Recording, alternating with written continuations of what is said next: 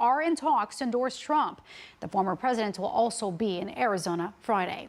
Those are your headlines. Now, here's a look at your weather on the ones. I'm meteorologist Ian Cassette. An interesting weather pattern has built across the country, and we're going to see this dome of heat that's going to build across the east. So after experiencing some cooler than average weather, a little bit of a change going into the weekend. Off to the west coast, we have a large low pressure system that has dipped the jet stream, leading to unsettled weather and maybe even a potential for a little bit of snow for the mountains for the first time this season. We'll talk about the big heat and more coming up on Weather on the Ones in the next 10 minutes.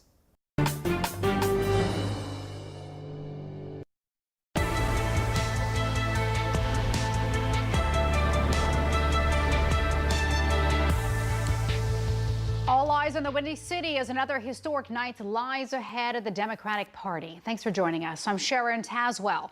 Minnesota Governor Tim Walz will formally accept his vice presidential nomination later tonight as the third night of the Democratic National Convention is underway in Chicago.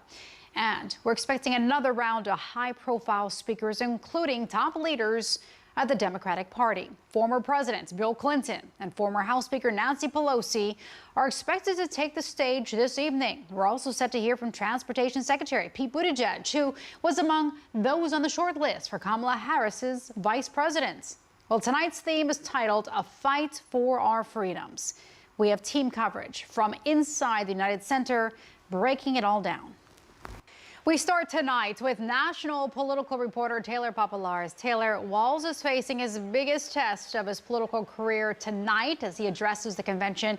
What can we expect to hear from the Minnesota governor, who was relatively unknown just over 2 weeks ago? Yeah, Sharon, it's pretty crazy. I mean, I think unless you're a self-professed political nerd like me, you probably had no idea who Tim Walz was a couple of weeks ago before he was chosen. He's been an accomplished politician over the last 20 years, serving as governor of Minnesota, serving as a U.S. House member for a dozen years. But before that, he was a teacher and he was a football coach. He served over 24 years in the Army National Guard. And we're told that he's going to talk a lot about that as he essentially introduces himself to the country tonight. You know, obviously, a lot of people have learned about him over the last couple of weeks while he and Harris have been having those giant rallies, but people who aren't necessarily plugged into this election yet might get their first glimpse of him tonight. So that's why this is kind of a high stakes moment for him to make a first impression. Yeah, absolutely. And Taylor, the decision by Kamala Harris to select Walz as her running mate was made for a reason. Explain how Walz will play a critical role in battleground states. Yeah, well, there's 7 battleground states this election cycle that the Harris and Trump campaigns are targeting, and 3 of them are in the Midwest: Wisconsin, Michigan, and Pennsylvania. And Team Harris really is hoping that Walz will be able to appeal to voters across those states specifically, especially in more suburban, exurban, rural areas where Democrats have really struggled in recent years. Obviously, Harris herself has roots in California, and she has been a bit more progressive in her career than Walz has at times. So Walz, while he was in Congress, represented a district that Republicans had controlled for years. So he had that appeal there. They're hoping to replicate that because those Midwestern states are going to come down to a handful, if not a couple hundred, couple thousand votes come this fall. Very true. All right, Taylor, you have been inside the convention all week. Describe the energy inside the United Center as Democrats look to unite behind the Harris-Walz ticket. Yeah, you know, you hear a lot of references to 2008 when former President Barack Obama was first launching his White House campaign, and there was a lot of energy then, and a lot of people are saying it's very similar now. The arena here has been packed every single night. There's been a ton of energy, especially for those big headliner speakers. I think what's interesting will be after this week. Will that energy and momentum continue? Will they continue to pack arenas? So far, the Harris campaign is happy about that. They feel they're replicating 2008. The big question will be in November. All right, Taylor Papalaris from inside the United Center in Chicago. Thanks. Join us tonight for live special coverage of the 2024 Democratic National Convention. Our political team will break down the historic night in Chicago. It all starts tonight at 10 p.m. Eastern, right here on Spectrum News. As day 3 of the DNC in Chicago goes on, Donald Trump held his first outdoor rally Wednesday, more than a month after an attempt on his life in Pennsylvania. The former president delivered remarks in North Carolina addressing national security. Spectrum's Angie Gonzalez is in Washington with more as Trump continues his battleground blitz. Former President Donald Trump and his running mate, Senator J.D. Vance, hit the campaign trail together in North Carolina Wednesday. Trump quickly set aside his focus on national security, though, so he could hit back against former President Barack Obama and former First Lady Michelle Obama following.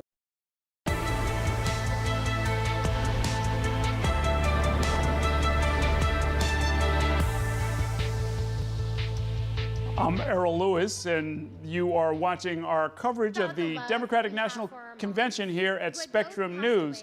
In just a minute, Mindy Kaling, the actress, who is giving an introduction, and in just a minute we're going to hear from Hakeem Jeffries. He's a congressman from New York City who is the minority leader in the House of Representatives, on track to possibly become the next Speaker of the House if Democrats take control of the House. It is 9:07 on the East Coast, 6:07 on the West Coast, 8 p.m. in Chicago. It's a big night for Minnesota Governor Tim Walz. He's going to be accepting the party's nomination for vice president. We're going to hear from him in the next hour. We're also going to hear from former President Bill Clinton. A number of different stars, some Hollywood celebrities have been here. Just a few minutes ago, we heard a song and a speech from none other than Stevie Wonder. So a lot going on here tonight. Hakeem Jeffries is about to address the convention, in part because some of the other objectives beyond winning the White House, a pretty tall order in and of itself, but Democrats also want to hold control of the Senate and possibly take control of the House of Representatives. We've got our whole team in the arena. We've got Taylor Popolars and Josh Robin, who are, I think, up on the media deck. But let's listen to Mindy Kaling as she gives an introduction to Hakeem Jeffries. Yes, but it is that warmth, that generosity of spirit that I know she will bring to the White House as our next president. Kamala Harris cares deeply about other people. She will fight to protect our freedoms because those are the values that her mother passed down to her.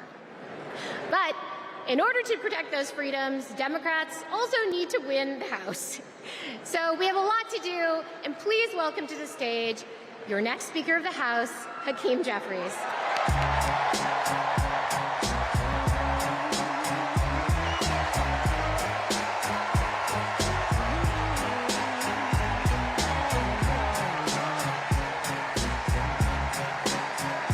Good evening, Democrats. It's a high honor and a distinct privilege as a Brooklynite, New Yorker, and as an American to stand before you today and unequivocally express my support for Kamala Harris and Tim Walz to be the next president and vice president of the United States of America. Over the last few years, House Democrats have been hard at work, and we could not have asked for a better leader to partner with than President Joseph Robinette Biden, who will go down as one of the most consequential presidents of all time. Last month, President Biden selflessly passed the torch to Vice President Kamala Harris, who is ready, willing, and able to fight for the people. Kamala Harris is a courageous leader, a compassionate leader, and a common-sense leader who will deliver real results for everyday Americans. Kamala Harris is fighting for our freedom. Kamala Harris is fighting for our families. Kamala Harris is fighting for our future. Together, let's make Kamala Harris the 47th President of the United States of America.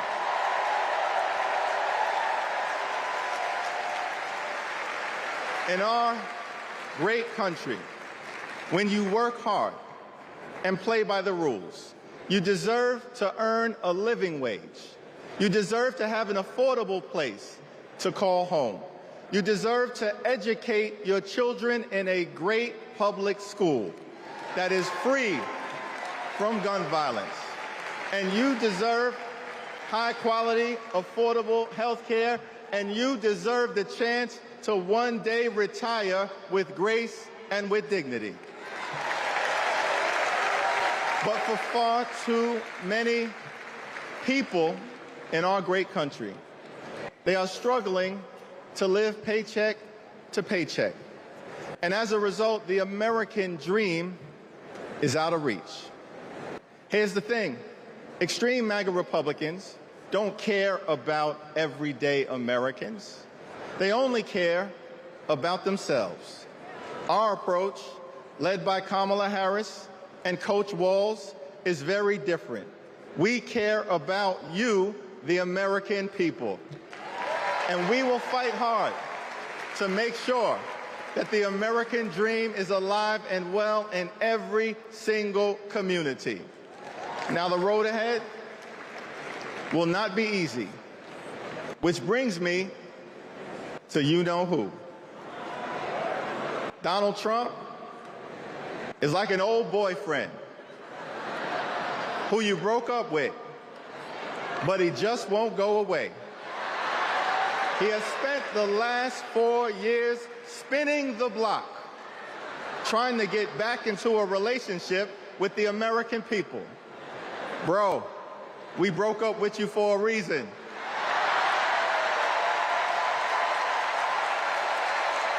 Trump was the mastermind of the GOP tax scam, where 83% of the benefits went to the wealthiest 1% in America. Trump failed our country during the COVID-19 pandemic.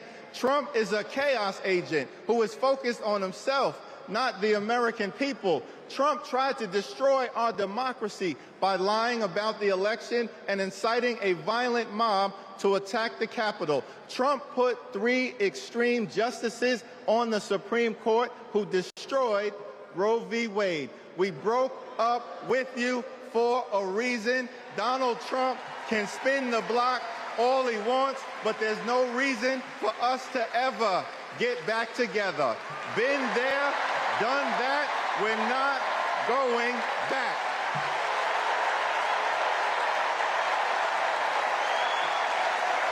Kamala Harris and House Democrats will always put people over politics. Kamala Harris and House Democrats will lower costs and grow the middle class. Kamala Harris and House Democrats will fix our broken immigration system and secure the border. Kamala Harris and House Democrats will strengthen the relationship between the police and the community. Kamala Harris and House Democrats will continue to combat the climate crisis with the fierce urgency of now. Kamala Harris and House Democrats will protect Social Security, protect Medicare, protect Medicaid, protect the Affordable Care Act, protect working families, protect small businesses, protect the middle class, protect free enterprise, protect our children, protect our seniors, protect our veterans, protect our unions, protect our dreamers, and always protect a woman's freedom to make her own reproductive health care decisions.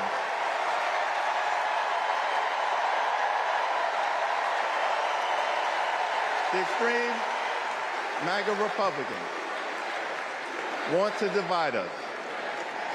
But the Constitution promises equal protection under the law. We are one nation, under God, indivisible, with liberty and justice for all. Together, let's build a brighter future for our children and our grandchildren. In the Old Testament, book of Psalms, the scripture tells us that weeping may endure during the long night, but joy will come in the morning. Here's how we do it. Strategize on Sunday. Meet the moment on Monday. Take it to them on Tuesday. Work it out on Wednesday. Thank the Lord on Thursday. Fight the power on Friday. Set it off on Saturday.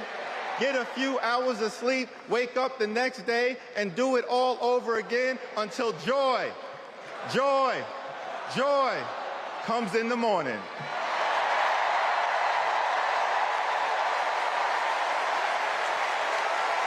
Now, there's only 76 days left. There are only 76 days left. We must continue to speak up. We must continue to show up. We must continue to stand up, not as Democrats or Republicans, but as Americans. And when we do, nothing can stop Kamala Harris from becoming the 47th President of the United States of America. Nothing can stop House Democrats from taking back the majority. Nothing can stop the American people from continuing our march toward a more perfect union. Nothing can stop us. We're all the way up. God bless you. God bless Kamala Harris. May God bless the United States of America.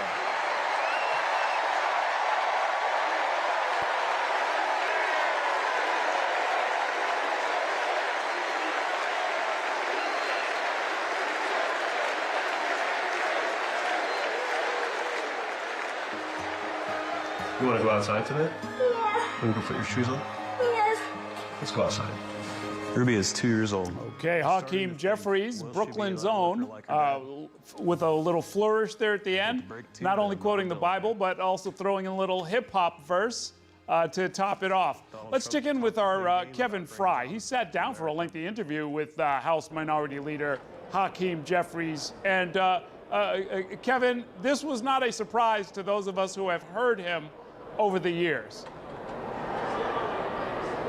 No, not at all. I mean, look, if you remember back after that very lengthy interregnum period where we didn't have a Speaker of the House at the beginning of this Congress, and they kept fighting and fighting and fighting. Eventually, Kevin McCarthy became Speaker after all of those vote series. In the middle of the night, Hakeem Jeffries gave this speech where he basically used a word, A, B, C, D, E, F, G, and so on, a new letter to basically spell out the points of democracy, to explain the Democratic platform.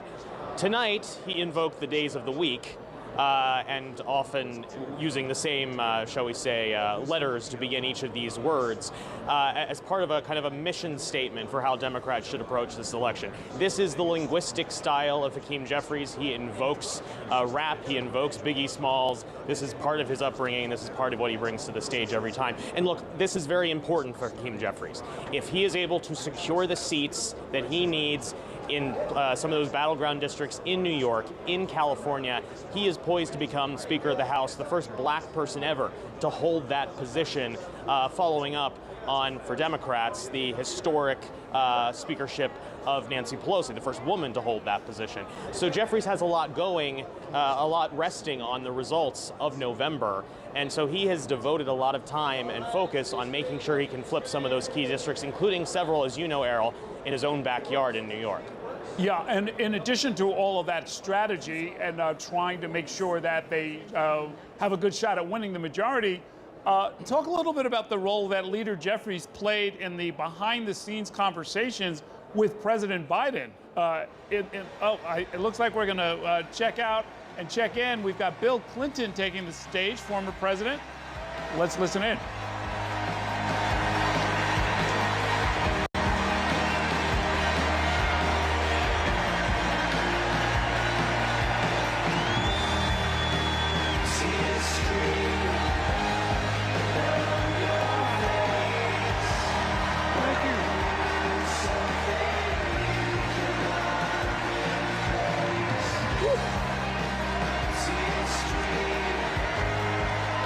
Thank you.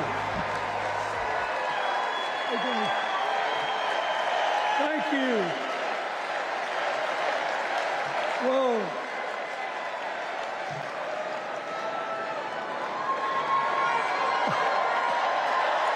Let me ask you something. After the last 2 days, aren't you proud to be a Democrat? And I am very grateful to the Republicans and independents that have joined us, have been up here on the stage. And I hope they feel better about it now. Because I've seen all these things that even I have to be reminded of from time to time when I get my spirits down. I love seeing the Obamas here. I love seeing President Biden. And I thought Hillary gave a great speech, too. And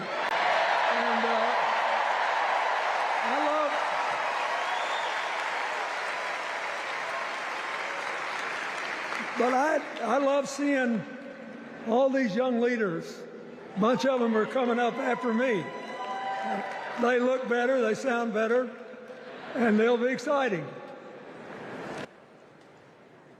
I do want to say one word about President Biden. Remember, he had an improbable turn that made him president. And we were in the middle of a pandemic and an economic crash. He healed our sick and put the rest of us back to work. And he strengthened our alliances for peace and security. He stood up for Ukraine. He's trying desperately to get a ceasefire in the Middle East.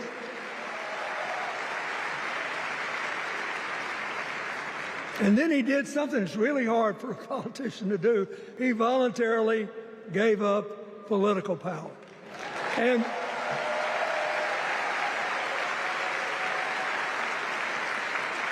George Washington knew that, and he did it. And he set the standard for us serving 2 terms before it was mandatory. It helped his legacy. And it will enhance Joe Biden's legacy. And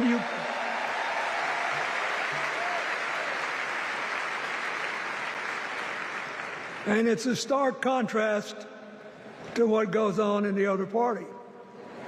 So I want to thank him for his courage, compassion, his class, his service, his sacrifice.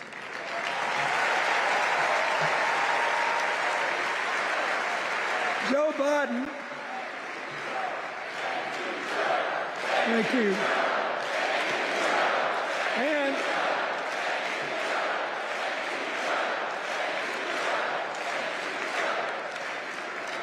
he kept the faith, and he's infected a lot of the rest of us. Now let's cut to the chase. I am too old to gild the lily. 2 days ago, I turned 78, the oldest man in my family of 4 generations. And the only personal vanity I want to assert is I'm still younger than Donald Trump.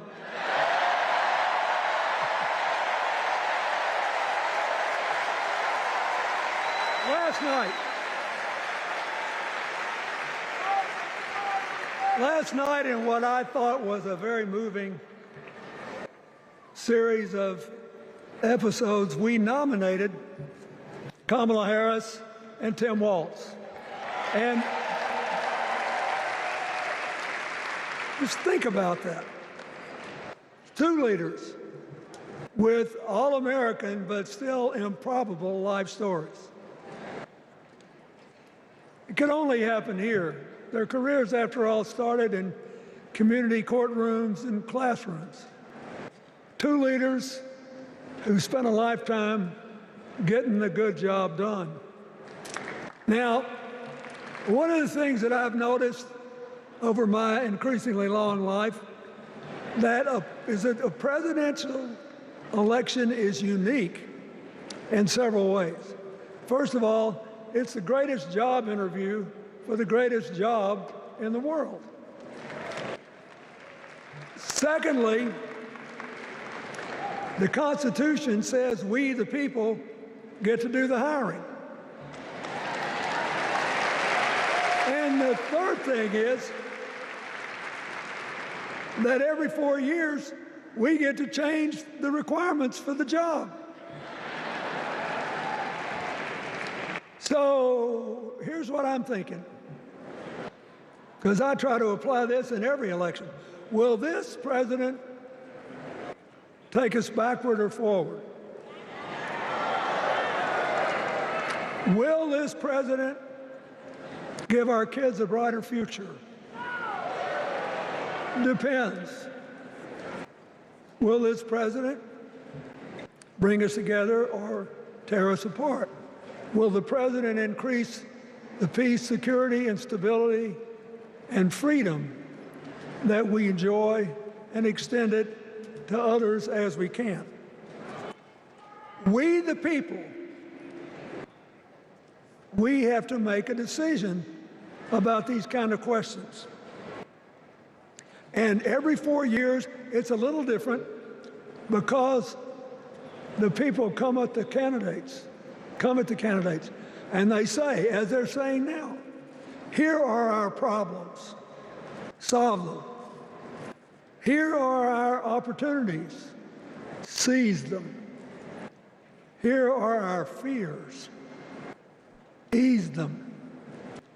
Here are our dreams, help them come true.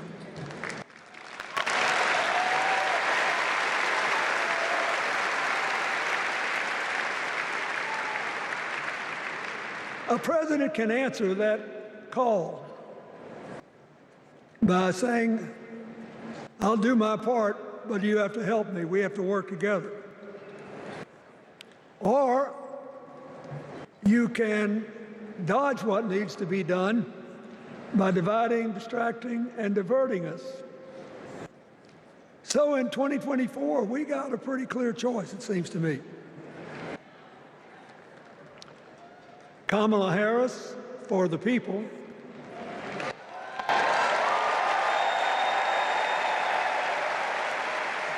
and the other guy who's proved even more than the first go-around that he's about me, myself, and I. I know which one I like better for our country.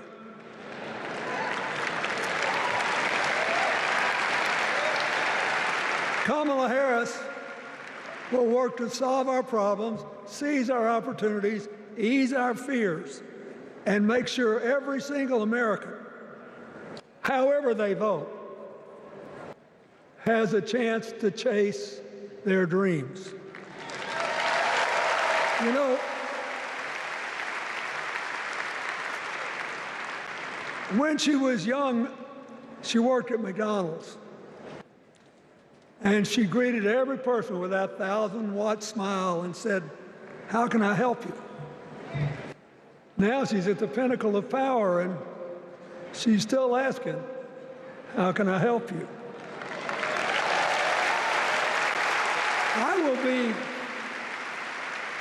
I'll be so happy when she actually enters the White House as president, because she will break my record as the president who spent the most time at McDonald's.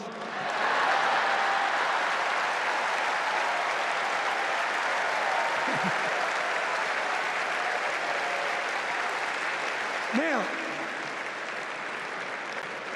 but we got an election to win.